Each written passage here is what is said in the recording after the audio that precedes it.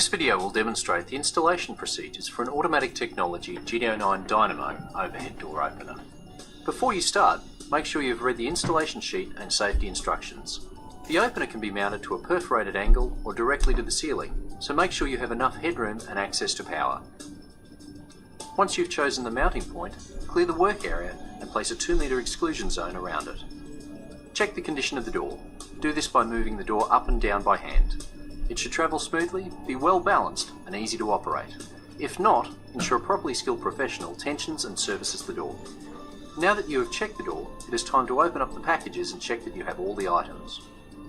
Ensure that you have the correct tools on hand to complete your installation. Remove the opener and the C-rail from their packaging. Turn the opener over to find the shaft. Place the shaft into the sprocket in the C-rail and secure with the supplied brackets and screws.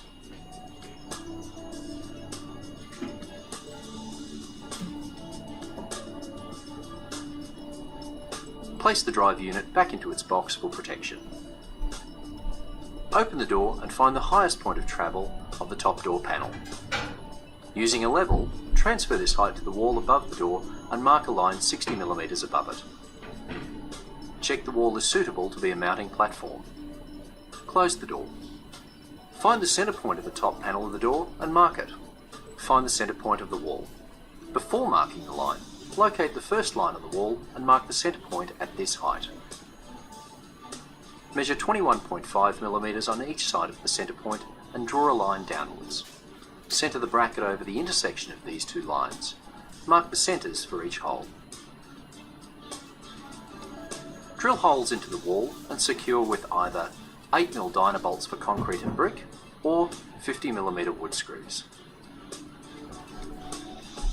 Leave the opener in its packaging box on the floor for protection and lift the other end of the C-rail.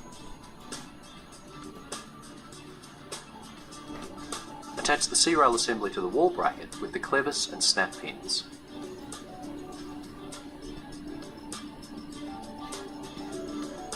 Raise the drive unit from the packaging box and support it in the horizontal position with a step ladder.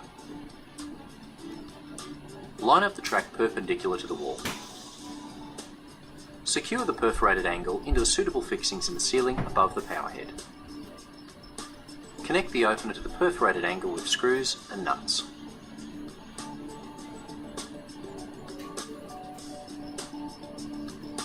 If fixing directly through the C-rail, please refer to the installation sheet. Find and mark for the centre of the door. Measure 1/3 down the top panel from this point and mark it. Place the door bracket locator over the door bracket and mount to this line using M6 or equivalent screws. Connect the bent arm to the door. Assemble the bent arm to the right side of the straight arm with the supplied bolts and nuts. Always use both the bent and straight arms.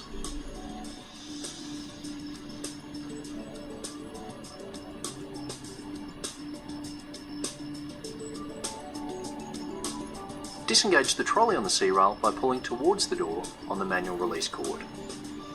Connect the assembled arm to the trolley with the clevis and snap pins. Check the angles on the installation sheet.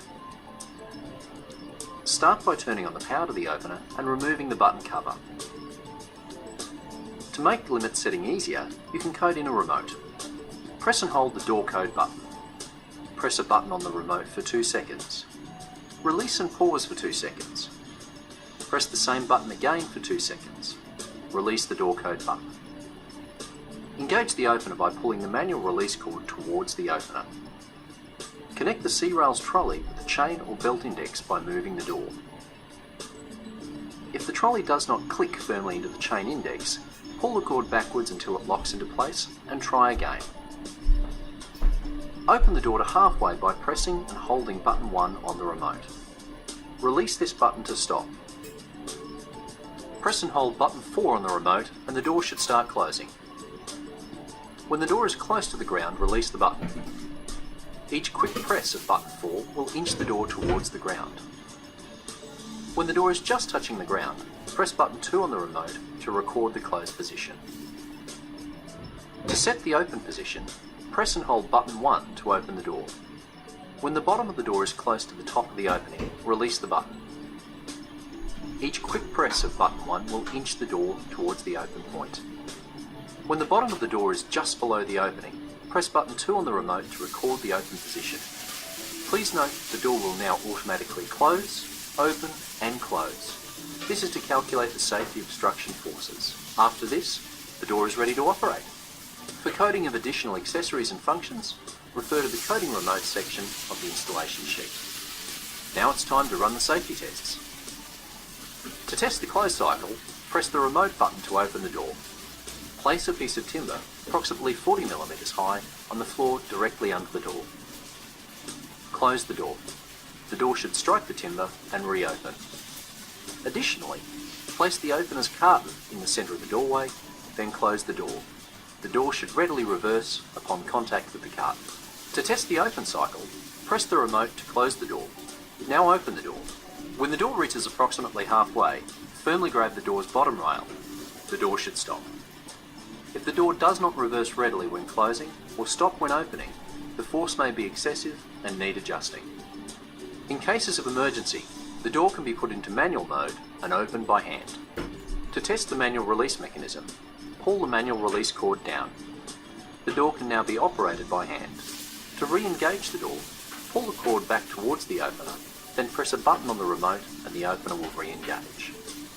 By this stage, you've successfully completed installation and setup of your dynamo. If there are any issues, you can refer to the troubleshooting guide in your installation manual or refer to our website at automatictechnology.com.au.